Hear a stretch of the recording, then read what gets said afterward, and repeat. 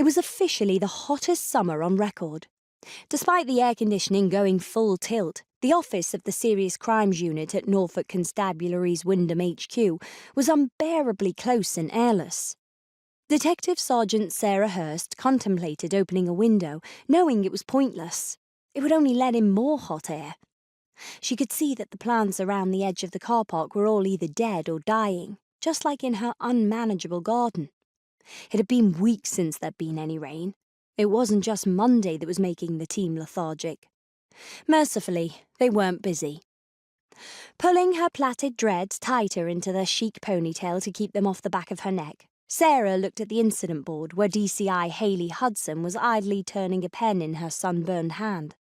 Hudson had admitted to forgetting to rub lotion there when she'd walked at the coast over the weekend. Sarah knew better.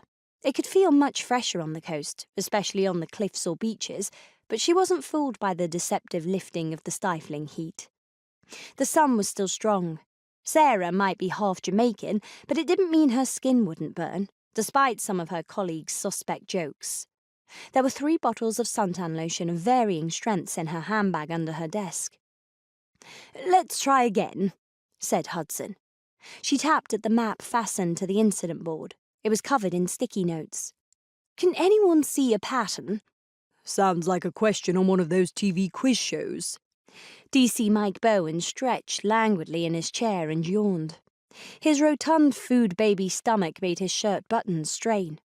Sitting behind him at her desk, their civilian admin Aggie tutted quietly. He swung his chair round and smiled at her. "All right, missus?" "There are a couple more incidents just in," said DC Ian Noble. "I'd like to try something different."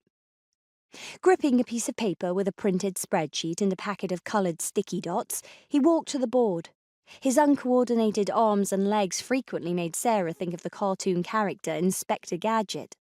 Noble seemed less bothered by the heat than the rest, as if his height somehow made him cooler, though Sarah was sure that hot air was supposed to travel upwards. He began to remove the bits of paper. "It's too confusing like that," said D.I. Edwards. "Make some sense of it, eh?" The DI lounged in a spare chair in the main office, arms spread out along the desk behind him. Sarah had worked with Edwards for 3 years now. In that time, she'd watched him grow more distinguished-looking, his hair becoming peppered with grey and fine lines gathered around his mouth and eyes. He was more contented these days than when Sarah had first joined the team. He even had a wacky-looking lady friend with magenta hair who was an art professor at the Norwich University of the Arts. With Bowen and Aggie getting married in February and Noble having a steady girlfriend, it felt to Sarah that she was the only one who still had a suspect love life. It wasn't supposed to be so difficult. With a little pushing from Aggie, Sarah had begun to date DC Dante Adebayo from the drugs team. Everyone thought they were the perfect couple, but it was turning out to be more of a burden than a pleasure.